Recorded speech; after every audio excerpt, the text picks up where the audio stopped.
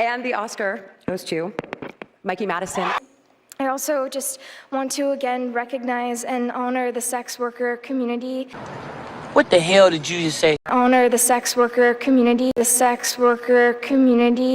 That is without a doubt the dumbest thing I've ever heard. I will continue to support and be an ally. All of the incredible people, the women that I've had the privilege of meeting from that community has been one of the highlights of this entire incredible experience.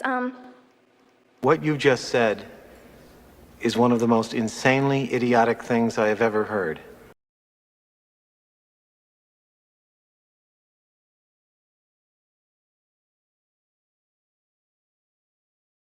What is prostitution?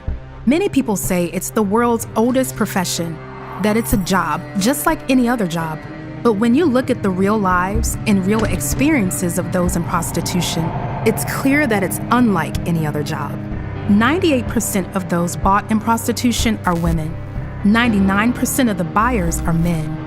These numbers reveal that at its very core, prostitution is a system of gender inequality.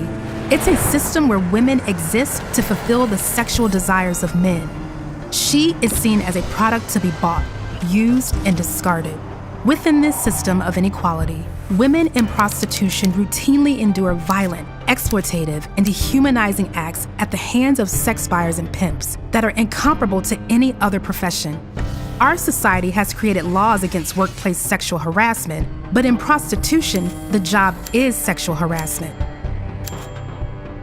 One survivor said, "As a prostitute, you do not get to frame the boundaries of your sexual experience." The largest study ever conducted on prostitution revealed that 63% of women in prostitution experience rape, and 71% experience multiple forms of physical violence.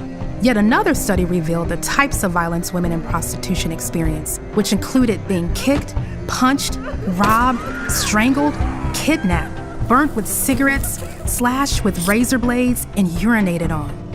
As a result, the majority of women studied in prostitution met the criteria for post-traumatic stress disorder on the same level as combat victims and torture victims.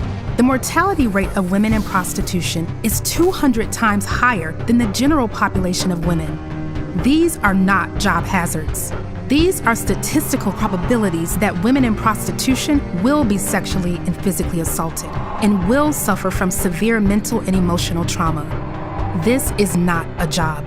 It is a violation of human rights. It is a system of violence, exploitation, and inequality against women, and it must be stopped.